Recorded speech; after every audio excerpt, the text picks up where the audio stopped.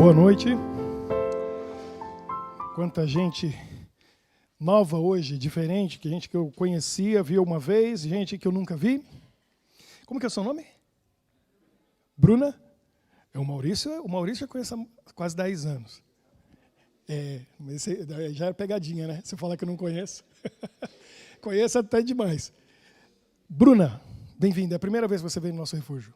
Quem mais veio hoje pela primeira vez? Vamos conhecer vocês. Põe a câmera lá. Cadê a câmera? Oh, o mundo vai conhecer. Gente nos Estados Unidos, Brasil, Japão, Austrália. Como que é o seu nome?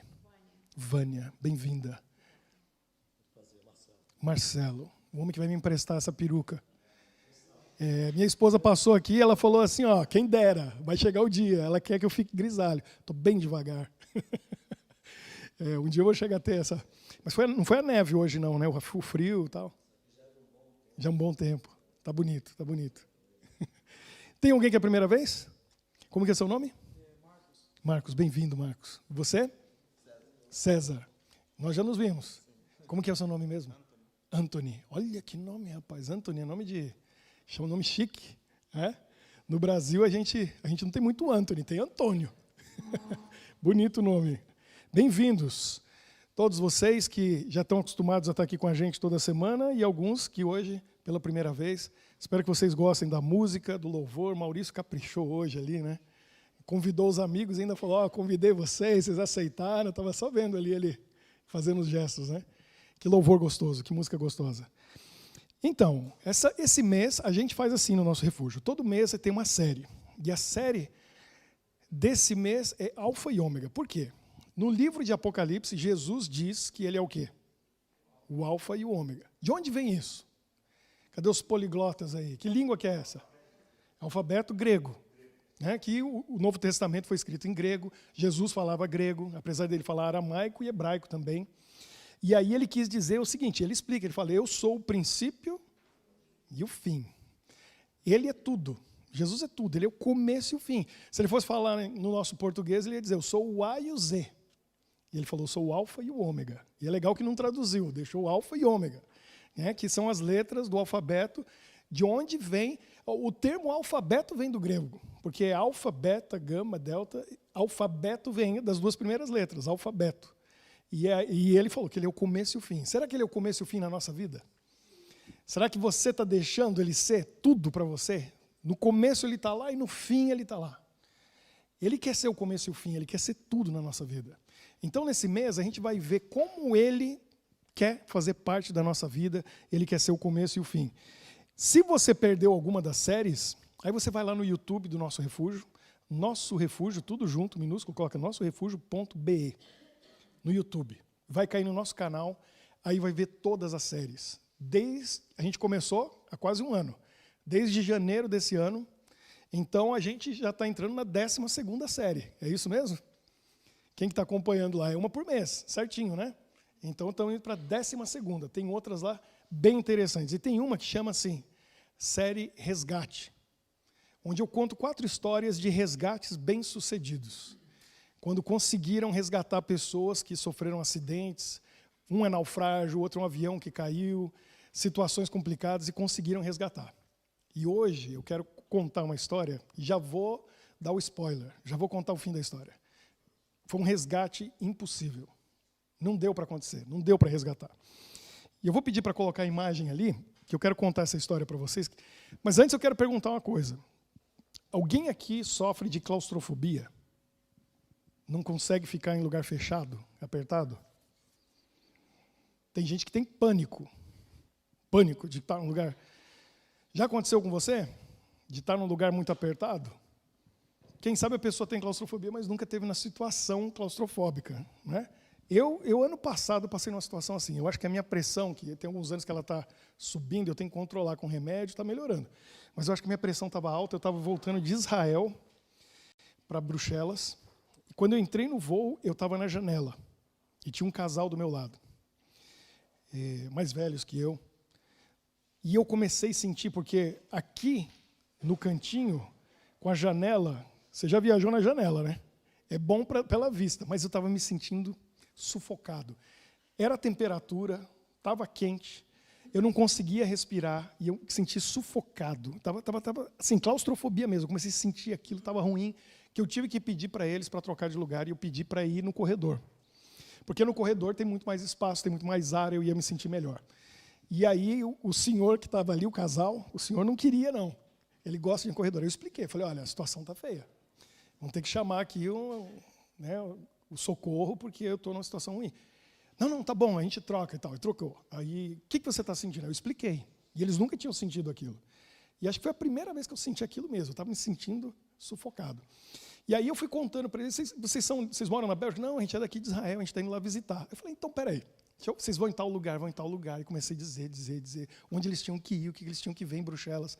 E eu contei para eles, que pouca gente aqui em Bruxelas sabe, que é que se você vai, durante a semana, numa fábrica de chocolate, bem na beiradinha da cidade, né, Jean? A gente descobriu isso assim que a gente chegou aqui. Tem uma loja da fábrica que você pode comer, pode provar todos os chocolates ali de graça. Quando eu contei aquilo para eles, aquele homem olhou para mim e falou assim, já valeu ter trocado de lugar. Porque aí eles saíram no lucro, né? Ele falou, puxa, se não tivesse trocado, a gente não ia conversar, não ia ter feito amizade, e você não tinha contado para a gente essas coisas boas aí que a gente vai desfrutar. Ele ficou feliz. E eu também, porque a minha pressão melhorou, eu fiquei mais tranquilo, consegui respirar, estava ótimo ali. Hoje, depois daquilo, eu já viajei muitas vezes depois disso, acho que foi agosto do ano passado, eu já viajei muitas vezes depois disso, eu só viajo no corredor agora. Eu nem dou chance para o azar. Pode ser até avião grande, que tem mais espaço, eu já vou no corredor. Nunca mais tive problema. Mas situação claustrofóbica é muito ruim, você se sentir apertado, e eu tenho pensado nisso, porque liberdade é uma coisa muito boa. A gente só dá valor quando perde. Eu fico pensando, nunca passei por isso. Espero que nenhum de vocês tenha passado. Mas eu imagino que se algum dia eu passar por uma situação que um policial chega para mim, pega minhas mãos e coloca algema, eu acho que eu vou me sentir com o problema da claustrofobia. Eu vou me sentir mal, de sentir minhas mãos atadas ali. Colocar atrás de uma viatura para me levar ou colocar dentro de uma cela, você tem que respirar fundo, tem que ficar calmo, porque tirou sua liberdade, você não pode mais sair dali, você não pode se movimentar. É terrível.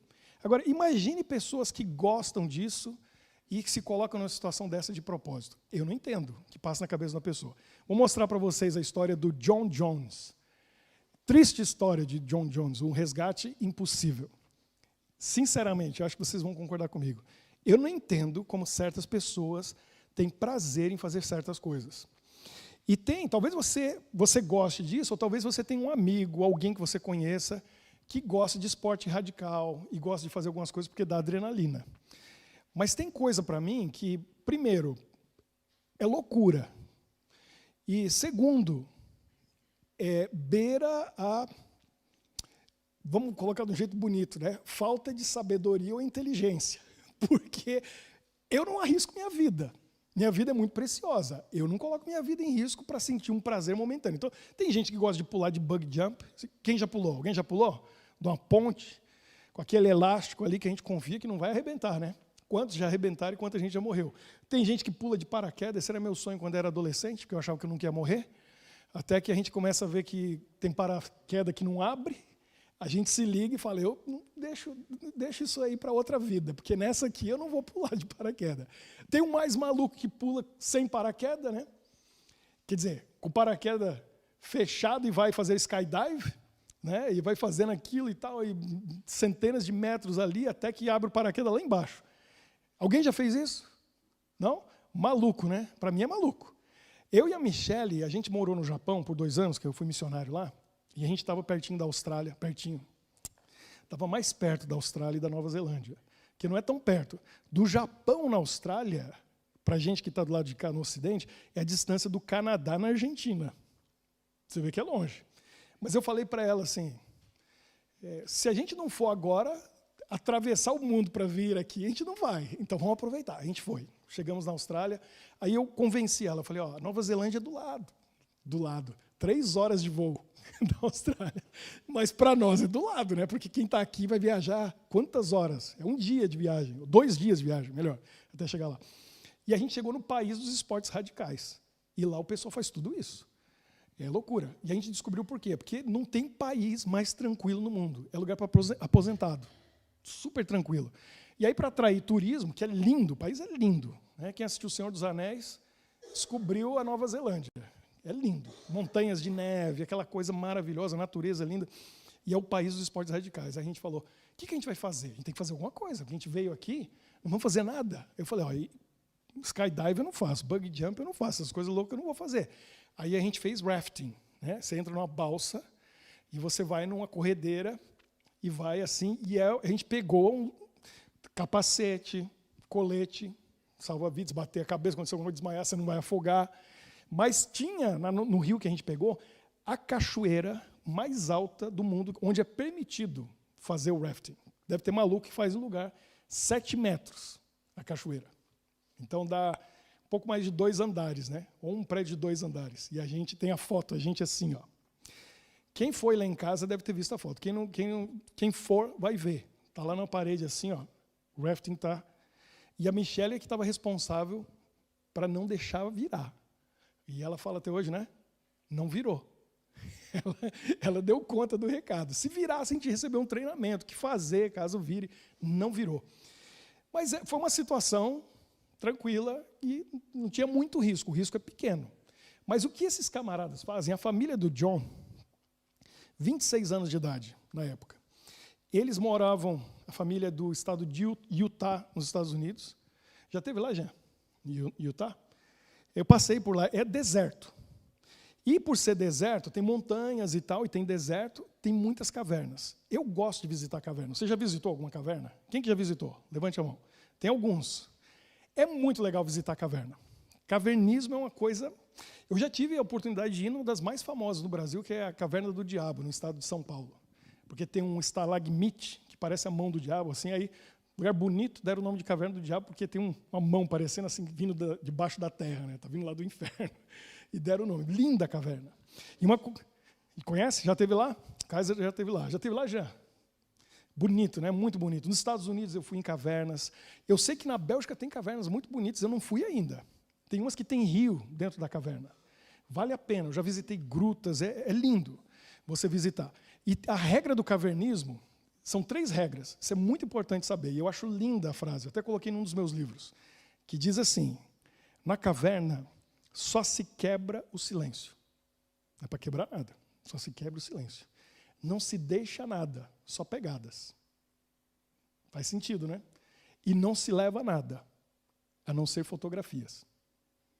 Então essa é a regra, porque a gente tem que preservar a caverna. Não pode destruir, não pode estragar, não quebra nada, não leva nada e não deixa lixo.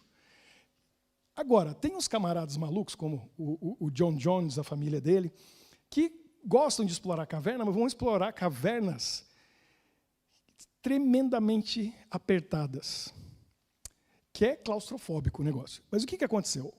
Esse aí é o John Jones, 26 anos de idade, lá do estado de Utah, e ele estava estudando medicina, ia ser um médico, gostava de fazer aquilo com a família e tal, e quando ele foi visitar eles uma vez em casa, onde ele estava estudando, eu não me lembro qual estado americano que ele estava fazendo medicina, acho que era no estado da Virgínia, ou Carolina, e não tinha cavernas ali, ele voltou e falou, vamos lá. Era na época de novembro, muito perto dessa época do ano, e ele foi para lá, junto com a família, casado. Quando a gente casa, a gente já começa a ter mais maturidade de pensar nos riscos. Mudou muito na minha vida depois que eu casei. Só que eu demorei para casar, então eu fiz muita loucura antes. Eu casei com 33. Pai. Quando a gente é pai, fica mais responsável ainda, porque você sabe que tem pessoas que dependem de você. E ele arriscou a vida, porque ele foi fazer uma das coisas que ele gostava, que é o cavernismo, e é explorar cavernas, mas cavernas que têm certas limitações em um espaço muito limitado. E tem gente que gosta disso. Essa caverna que eles foram explorar, eu vou mostrar algumas imagens para vocês, tem passagens tão pequenas que, às vezes, a pessoa está passando ali com a lanterna, e eles têm as técnicas e tudo isso. Só que tem pessoa que é mais flexível, tem pessoa que é menor, tem pessoa que é maior. E o osso do quadril, você pode fazer o que quiser, que não encolhe. Não tem jeito. Se não passa, não passa. Os ombros também. Se tiver um ombro largo. Então, uma pessoa mais levinha, menor, mais flexível, ela consegue passar por certos lugares. Mas a pessoa maior... E o problema é que o John tinha 1,83 de altura. Então, ele não era pequeno. Não cabia em qualquer lugar. E entrar numa caverna assim, acho que ainda vai. Mas para mim já começa a ficar meio claustrofóbico. Porque eu entrei em cavernas e eu visitei uma no Texas. Quando eu morei nos Estados Unidos, morei 8 anos lá. Fica na fronteira do Texas com o Novo México. Era a maior caverna do mundo, que tinha a maior sala. Então você olha o teto assim, lá em cima, aqueles estalactites, embaixo estalagmites, uma sala enorme, tamanho de um campo de futebol. Depois descobriram uma, se eu não me engano, foi na Indonésia, que é maior que aquela. Essa ficou sendo a segunda. Eu visitei aquela caverna, não dá claustrofobia nenhuma. Você anda ali, tranquilo, tem muito espaço, salas muito maiores que isso aqui. Agora, você começa a entrar num negócio desse e vai estreitando e vai ficando pequeno, sinceramente, eu paro e falo, ó, estou voltando, eu não vou adiante. Mas eles gostam disso.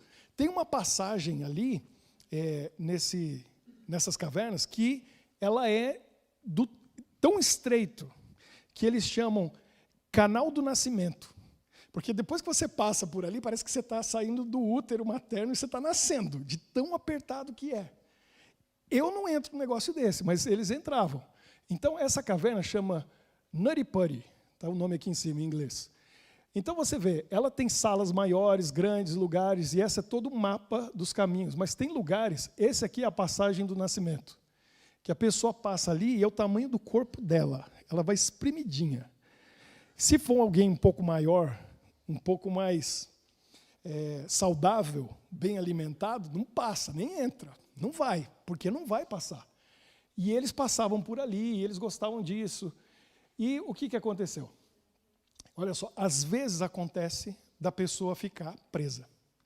O que é um problema sério, porque ela está presa ali, não tem o que fazer. Ela não vai para frente, ela não vai para trás, trava. Eu entraria num desespero, eu não sei você, mas eu sei que eu ia surtar ali. Era melhor desmaiar, porque ficar trancado, preso. Quando eu era criança, eu brincava, escondia embaixo da cama, já começava a ficar apavorado de estar ali. Já cheguei a chutar o estrado da cama assim para sair, porque dá uma, é a claustrofobia, dá um medo. Eu vi algumas pessoas esses dias aí que contaram que chegaram aqui em Bruxelas e a primeira vez que foram visitar alguém, ficaram presos no elevador. Já aconteceu com você? Já aconteceu? Com quem que aconteceu? Levante a mão. Já aconteceu? Teve alguém no Brasil? Ixi, pior ainda. O elevador daqui, eu já olhei ali, toda vez que eu entro, eu olho assim, tem a data de fabricação e instalação dele ali. 1983. Está ficando meio antigo esse elevador aí. Eles fazem toda a manutenção todo ano e tal, mas esse pessoal ficou preso no elevador e eles ficaram ali muito tempo, mais de 1 hora, até conseguirem vir e abrir. Tem gente que vai ficando com claustrofobia, porque elevador é coisa pequena, né? É apertado. Agora imagine, vai chamar o resgate, leva horas para conseguir chegar alguém ali, para conseguir puxar a pessoa e tirar ela daquela situação. Né? E você ficar horas preso naquela situação, imagina. Aí dá vontade de ir no banheiro. Aí está com sede, se não tiver água. Como que você fica, né? Na situação? Naquela série do Resgate, eu conto a história de um rapaz que ficou preso sozinho e teve que amputar o próprio braço. É uma história terrível. Ele pegou um canivete, o único jeito dele sair, que ele ficou preso entre 2 rochas, ele precisou cortar o braço para sair. Está vivo, está bem, sem o braço, casado, com filhos. Mas imagina a agonia que foi aquela situação. Ele ficou 5 dias preso ali, até que ele criou coragem de cortar o braço. E já acontece de ficar preso. Nessa caverna onde ele estava passando, alguns anos antes, um rapaz de 16 anos tinha ficado preso no canal que ele estava passando, no túnel que ele estava passando. Só que o rapaz... Porque chegou uma hora que ele viu que não tinha como ir e ele resolveu voltar, e a hora de fazer a volta não dava. E ele se travou ali. Aí tiveram que fazer o resgate. Levou horas para tirar o rapaz. Esse rapaz, deixa eu ver aqui se vai aparecer, foi nesse mesmo local onde o John ficou preso. Essa passagem aqui, então você vem aqui, tudo bem, aqui tem espaço, a pessoa vem, e nessa passagem que é super difícil, chama corkscrew, é o nome que eles deram, que é a rolha de cortiça, aquela rolha que a gente coloca na garrafa de vinho, porque ela é molinha e vai girando assim. Você tem que ser igual aquela rolha, que você tem que apertar e fazer assim, a cortiça, porque senão não passa ali. E esse rapaz de 16 anos, peraí, perdi aqui. Ele passou por aqui, quando ele chegou aqui, ele tentou voltar. E nessa ele ficou preso aqui, e aí o resgate veio, conseguiram tirar ele, mas levou muitas horas para tirar esse rapaz dali. E o rapaz era muito menor que o John. Olha só, ele tinha 5 pés e 7 polegadas, ou seja, 1,70 m. E ele não conseguiu virar e voltar. O John Jones, 6 pés de altura, 1,83 m. Quer dizer, ele chegou ali, se o de 1,70 m não conseguiu virar, esquece. 1,83 m, 13 centímetros a mais, não vai virar de jeito nenhum ali. E esse foi o problema. Ele continuou indo, ele foi, passou por aquele ponto, e aí quando ele chegou nesse lugar aqui, ele começou a escorregar de frente. Porque ele continuou adiante, o outro rapaz chegou mais ou menos por aqui. Ele passou por aqui, não sabia o que tinha adiante, e ele foi procurando um lugar que tivesse espaço suficiente para ele virar e voltar. E ele não achou esse lugar. E quando chegou aqui, ele foi escorregando de frente. O que ele não sabia é que ninguém nunca tinha chegado nesse ponto. Ele era o primeiro que estava chegando ali. Então era totalmente desconhecido. Ninguém sabia o que tinha para frente. E ele foi indo, tentando, com a esperança de achar um lugar para virar. Mas aqui era o ponto onde ninguém tinha passado. O outro rapaz retornou daqui e ficou preso. E ele foi adiante, tentando achar um lugar para virar. Não sabia o que tinha para frente. O irmão dele estava vindo atrás. O que tinha na frente? Ele não sabia. Era um beco sem saída. Não tinha para onde sair. E aí, resultado, ele foi escorregando, chegou aqui. Não se sabe dizer exatamente o que aconteceu, se ele escorregou e caiu aqui, ou se ele olhou para esse buraco, não soube avaliar e achou que daria para entrar ali, virar e voltar. Resultado, ele caiu naquele buraco. E ficou preso ali 45 centímetros. Sabe o que é 45 centímetros? Aquela tela é maior, ó. Aquela tela ali é maior. 45 centímetros são 2 palmos, assim, ó. Pouco menos de 2 palmos. Ficou só os pés para fora, ele ficou preso. Não tinha jeito. Não tinha como voltar, não tinha o que fazer. Olha a situação. E aí eu fico pensando, como que você foi parar aí, John? Quem colocou ele ali? Decisão errada. Ele escolheu, ele decidiu entrar nessa. E olha o fim. Olha a posição. Então o que acontece? Uma pessoa, a gente foi feito, e eu acredito que a gente foi feito por Deus de uma maneira fantástica, para funcionar assim, ó, em pé. Porque existe uma coisa nesse mundo chamada gravidade. E o corpo humano funciona muito bem em pé com a gravidade. Por quê? Porque o nosso coração, ele funciona assim, em pé. Para bombar o sangue, ele tem que puxar, né? Tem as artérias, as veias, e ele empurra o sangue e ele volta, mas é em pé. Ao contrário, o coração não funciona bem. Ele não consegue bombar o sangue. Então tem um limite de tempo que a gente aguenta ficar de cabeça para baixo. Tem um outro problema muito sério. A gente respira tranquilo, porque o que tem acima do pulmão? O pulmão está livre, ele está tranquilo. A maioria dos órgãos que são mais pesados são todos abaixo. E aí você respira aqui tranquilo. Vira de cabeça para baixo. Esses órgãos internos aqui, todos vão começar a pressionar o pulmão. E é um esforço tremendo para você respirar. Faz a experiência. Tenta, fica de cabeça para baixo assim, ó, na parede, coloca um esquema. Você vai perceber que você, no começo, vai tranquilo. Fica 1 minuto, 2, 5, 10. Você vai ver que você tem que fazer força para respirar. Força. Porque todo aquele peso está empurrando o pulmão, está pressionando. E ele foi e ficou nessa posição.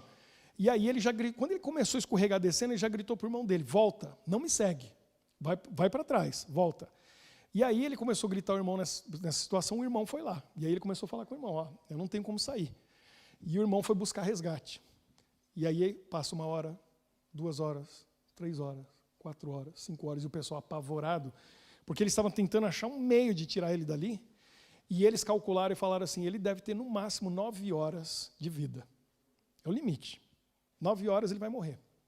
Porque não tem como a pessoa ficar nessa posição muito tempo. E ele ficou assim. O irmão dele, quando veio para o socorro dele, já veio em outra posição. Ele veio de frente. Para fazer aquela voltinha ali, olha, pela dobrada, né, como o corpo se dobra e as pernas, é muito mais fácil do que ir de frente. Porque as costas vai dobrar menos do que a cintura e as pernas. O irmão dele conseguiu passar, chegou lá embaixo, colocou os pés, com os pés, tentou puxar os pés dele para cima, ele foi empurrando com a mão, mas o problema da altura dele, a posição que ele caiu, não tem como dobrar as pernas. Então não tinha como ele sair. E aí o desespero. O que fazer? Teve uma pessoa do resgate que acabou indo, que era bem menor, uma pessoa de 1,60 m e pouco, que tinha experiência, sabia como fazer, chegou lá, viu a situação, começaram a pensar o que fazer. Resultado, eles instalaram roldanas com cabos, isso levou horas para instalar todo o sistema, até chegar a amarrar nos pés dele para puxar. E assim eles tentaram, e foram puxar. E ele já estava ali há mais de um dia. Disseram que ele não ia durar 9 horas. Ele ficou nessa situação 27 horas. Pensa no sufoco, na agonia, de estar ali naquela situação. Infelizmente, o cabo se rompeu aqui, e essa peça acertou o rosto do irmão dele, que abriu um corte enorme, ele desmaiou. Quando ele acordou, ele saiu dali sangrando. O pai entrou no lugar, e o pai dele veio e tentou refazer todo o negócio para tirar ele dali. O pai ficou exausto, teve que sair, porque estava no limite das forças. O irmão voltou para tentar tirar ele, até que foi ver que ele já não respondia mais, já não tinha mais sinal de vida.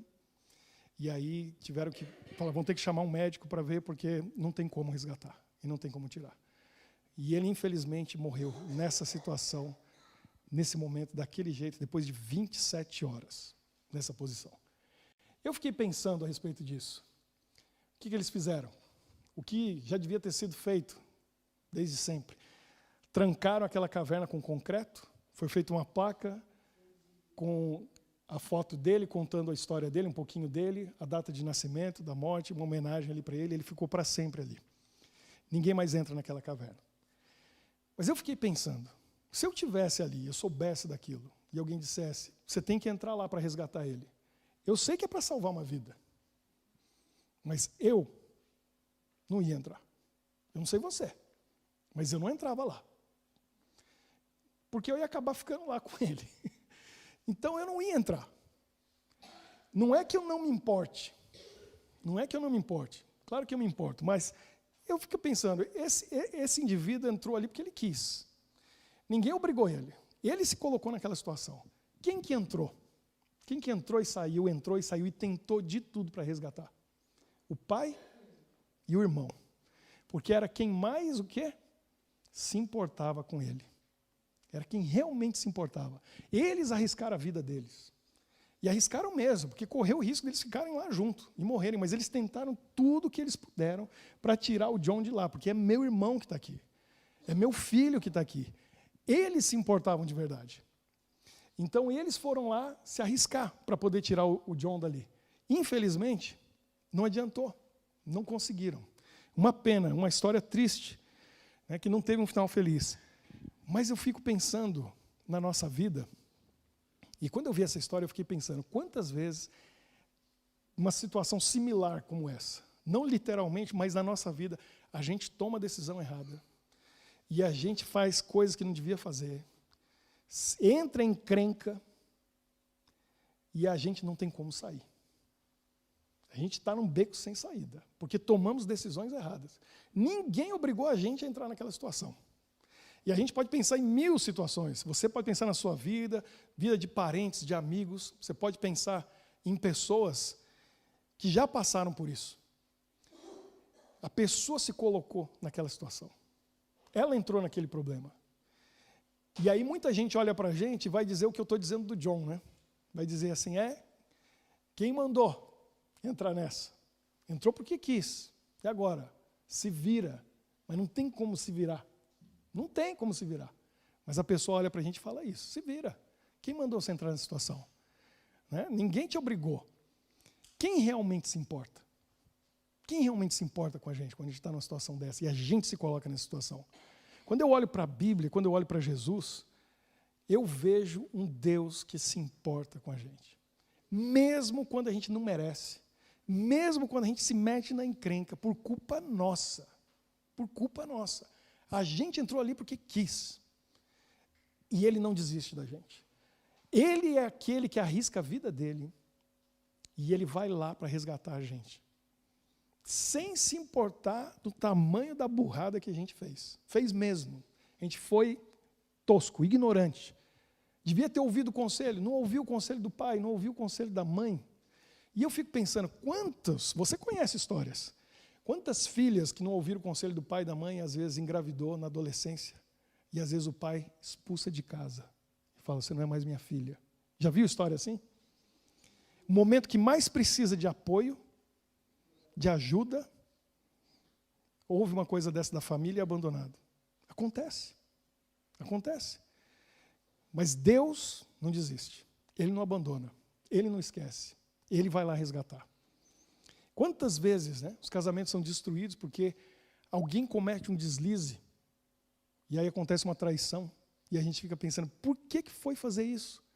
Um momento de devaneio. A pessoa não pensou direito, deixou a emoção tomar conta, ela faz alguma coisa que não devia, joga fora, às vezes, anos de um relacionamento que foi construído com tanto sacrifício, tanto esforço, filhos, tanta gente envolvida, todo mundo vai sofrer.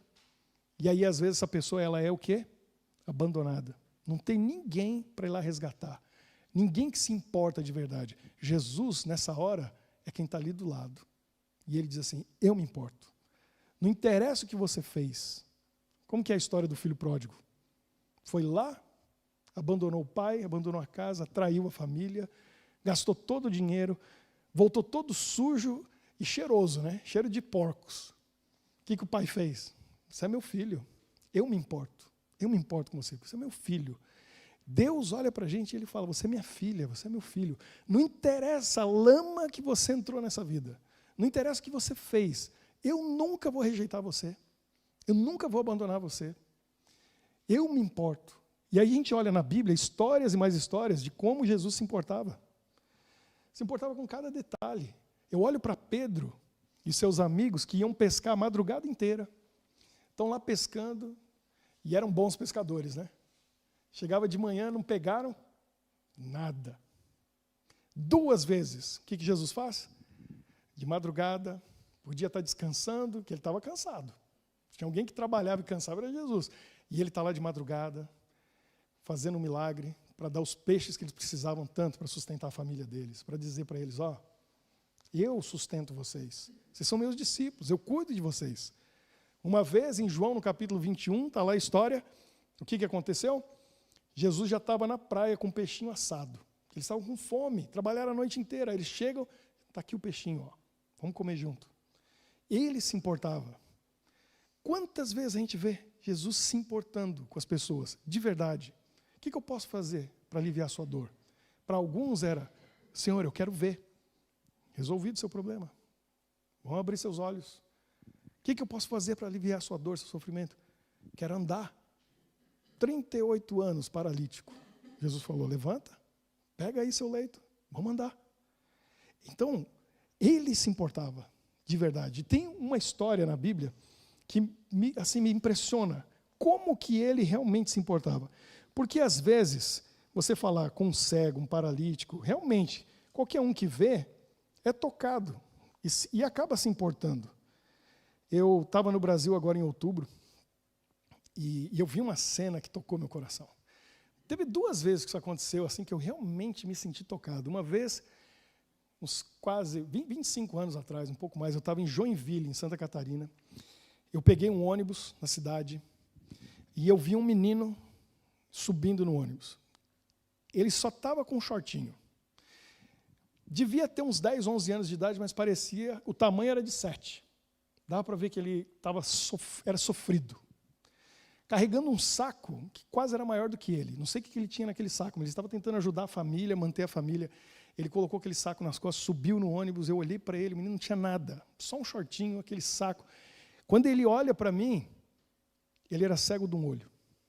Além de tudo aquilo que eu estava vendo, aquilo partiu meu coração. Aquilo me tocou. Eu me importei com ele. Eu falei, esse menino precisa de ajuda, olha que situação. E eu queria poder fazer alguma coisa.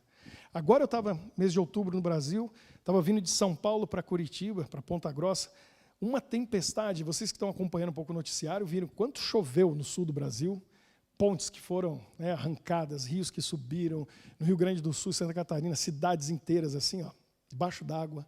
E eu estava passando numa tempestade dessa, uma chuva muito forte. tive que parar o carro, todo mundo parou na estrada. E eu estou vindo numa estrada no interior e eu vejo uma família, 3 pessoas subindo, um subidão assim na beira da estrada, naquela chuva forte, e o pai da família com muletas, sem uma perna. Eu falei, que situação, já está difícil, já está ruim. E eles não têm um transporte, ele está ali com as muletas, ele não tinha uma perna, tendo que enfrentar aquela chuva, um temporal muito forte. Aquilo ali tocou meu coração. Eu senti vontade de fazer alguma coisa e não tinha como. Mas aquilo me fez me importar. Falei, que situação difícil que essa pessoa está passando. Agora, Jesus, ele que via tantas situações e ele podia fazer, ele fazia. Agora, ele preocupava até com coisas, com detalhes. E isso aqui eu quero mostrar para vocês o que está no livro de João, no capítulo 19, verso 25. João 19, 25 está falando de Jesus na cruz. E ele estava ali na cruz sofrendo. Mas sofrendo muito, não só fisicamente, mas estava sofrendo espiritualmente, porque ele estava recebendo os nossos pecados, para pagar pelos nossos pecados. Mas imagina o que Jesus estava sentindo, porque no momento que ele mais precisava dos amigos dele, 12 homens que andaram com ele 3 anos e meio, na noite anterior, quinta noite, isso é sexta tarde, ele está ali na cruz. E ele ficou ali, né, no começo da tarde, porque ele morreu 3 horas da tarde. Então ele ficou ali no começo da tarde, na cruz, sofrendo. 12 homens que passaram quase que todos os dias com ele, aprenderam o amor com ele, aprenderam o serviço com ele. Cadê? Cadê os 12? Um traiu, essa hora já estava morto, porque se enforcou. Sobrou 11. Cadê os 11? Todo mundo fugiu, ficaram 2. Pedro tentou ficar ali, mas não conseguiu. O que ele fez durante a madrugada? 3 vezes. Negou Jesus. E aí, aconteceu a profecia que Jesus fez. O que aconteceu depois das 3 vezes que ele negou? O galo cantou. Aí o Pedro ouviu e fugiu. Só ficou um. Quem que ficou? João. João ficou. Aí olha o que diz aqui, João 19, 25. Está falando de quem estava ali no pé da cruz. Jesus está ali sofrendo, sozinho, angustiado. Todo mundo foi embora. E aí diz aqui, e junto à cruz estavam a mãe de Jesus, Maria, a mãe dele, estava ali. Essa nunca iria abandonar o filho. A irmã dela, então estava a tia de Jesus, estava Maria, mulher de Clopas, e Maria Madalena. Eu estou lendo João 19, 25. Quem que está escrevendo a história? João. Como que ele sabe quem estava ali? Que ele também estava lá. Ele não colocou aqui. Mas João estava ali também. Então estava João, Maria Madalena, a Maria, mãe de Jesus, e tinha uma outra Maria, mulher de Clopas, que estava ali. Jesus morreu, sexta tarde. Quando que ele ressuscitou? Domingo de manhã ele ressuscita. Jesus se importava com muita gente. Se importava, de verdade. Mas tinha gente que ele se importava um pouco mais. Sabe por quê? Porque essas pessoas são aquelas que estavam ali no pé da cruz. Elas provaram para Jesus que elas também se importavam com ele. Na hora da morte dele, elas estavam ali. Aí, para quem que Jesus aparece primeiro dessa lista aqui, desse pessoal? Então, mas teve uma. Quem foi que ele apareceu primeiro? Maria Madalena. Maria Madalena foi lá no domingo de manhã. Cadê Jesus? Jesus, quando ressuscitou, ninguém reconhecia. Era ele. Mas quem olhava e quem conhecia bem, não reconhecia, porque agora ele estava glorificado. Ela achou que era quem estava falando com ela? Está procurando quem? Aí ela achou que era o jardineiro. Se o senhor pegou ele, onde que o senhor colocou? E ela estava ali triste, cabeça baixa. Aí quando ele fala, Maria, ela reconheceu a voz.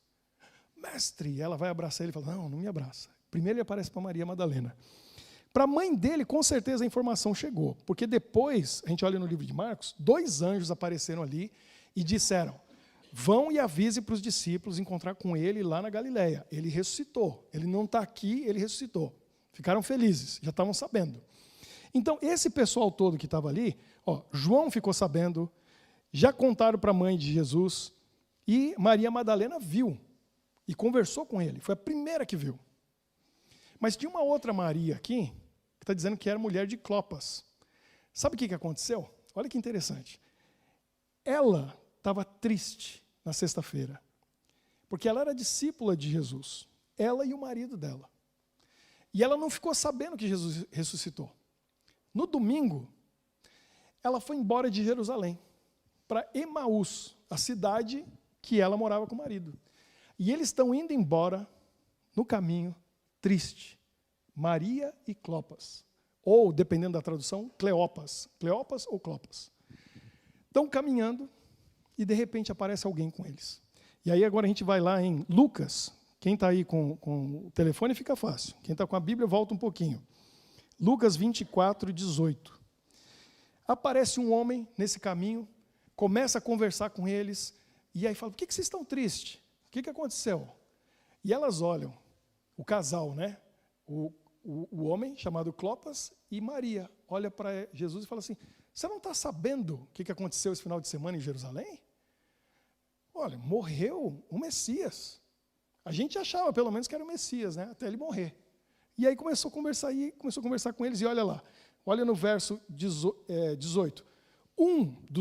Das duas pessoas que estavam ali, porém chamado Cleopas, ou Clopas, respondeu, dizendo, és o único, porventura, que tendo estado em Jerusalém, ignoras as ocorrências desses últimos dias? Você não sabe o que aconteceu em Jerusalém? Quem que falou?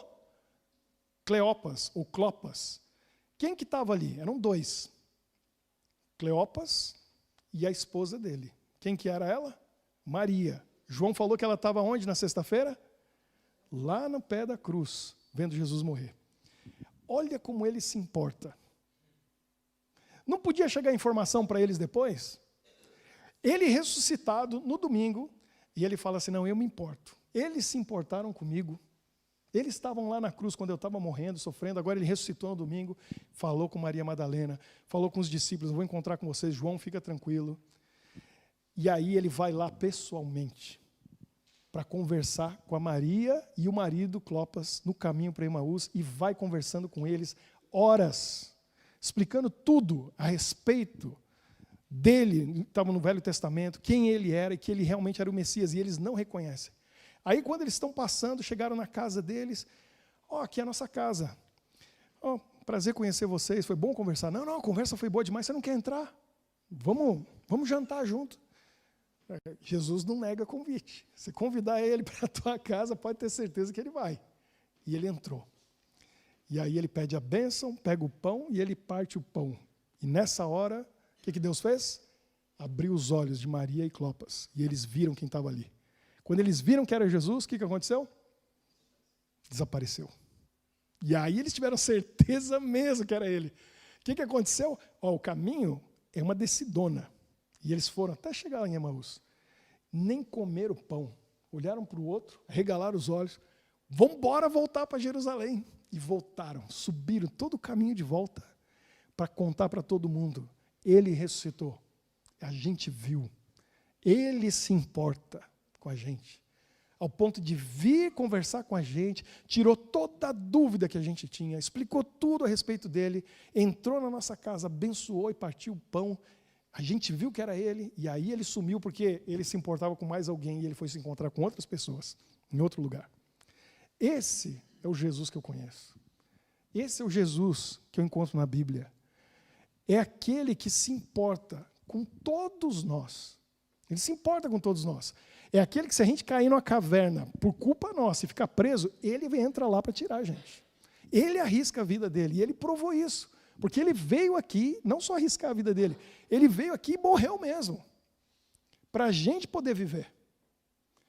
E ele faz de tudo quando ninguém quer fazer nada por nós.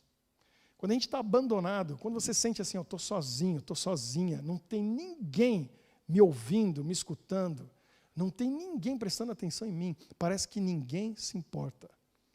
Jesus é aquele que se importa.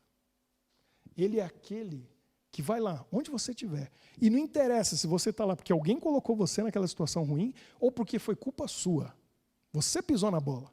você cometeu um erro, você entrou naquela situação, Ele vai lá para resgatar você, porque Ele se importa. Agora, a gente viu aqui na história, Ele se importa com todos. Agora, aquele que se importa com Ele, esse tem privilégios, porque Ele vai se importar também muito mais. Aqueles que cuidam do que pertence a Deus, que sustentam a igreja dEle, que estão presentes nos cultos de adoração a Ele, Deus ama todos, Deus aceita todos, mas quem gasta tempo com Ele, está ganhando um carinho especial dEle, porque um pai e uma mãe ama todos os filhos, mas tem um filho que é mais carinhoso, que gosta daquele abraço, daquele beijo, do colo, aquele filho, aquela filha que olha para o pai e fala assim, papai, muito obrigado, vai ganhando o coração do pai e da mãe. Não tem jeito, é assim. E Deus ama todos nós. Mas eu vou dizer uma coisa para vocês. Vocês que vieram aqui hoje, vocês tiraram tempo precioso da vida de vocês para estar na presença de Deus. E eu vou dizer uma coisa. Hoje é um dia que a minha esposa falou assim, se tiver umas 3, 4 pessoas vai estar bom. Porque hoje está frio. E é muito melhor estar em casa, tomando um chazinho quente, um chocolate quente, um cafezinho, alguma coisa. Não é? E mesmo com esse frio, que hoje, pelo que eu entendo, foi o dia mais frio do ano. Não foi? Pelo menos lá onde eu estava, chegou a fazer 6 abaixo de 0. Eu moro mais no interior, perto da França, estava 6 negativo hoje lá. E você saiu de casa e veio aqui mesmo assim? Você acha que Deus não está vendo? Não foi por acaso. Será que foi acaso? Então, se você veio aqui, Deus está vendo. E Ele tem uma bênção para você. Tem. E você está dizendo com isso, sabe o que você está dizendo? Você está dizendo para esse livro aqui, você está dizendo para esse Deus que a gente está se encontrando com Ele hoje, você está dizendo assim, eu me importo.